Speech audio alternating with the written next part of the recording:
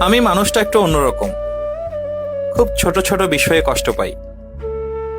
আমি কি চাই, কেন চাই, তা কাউকে বোঝাতে পারি না।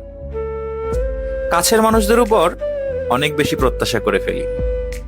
ধরেই নেই তারা আমাকে বুঝবে, আমার সকল ইচ্ছার মূল্য দিবে। কিন্তু এসবের কিছুই হয় না।